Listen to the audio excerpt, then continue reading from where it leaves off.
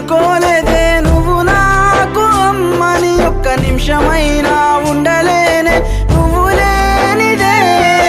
9 నెలలు మోసి నన్ను కన్నావా నా జానమ్మ చచ్చే వరకు నీ తోడు ఉంటానే జానమ్మ నన్ను కన్నమ్మ జానమ్మ నన్ను గన్నమ్మ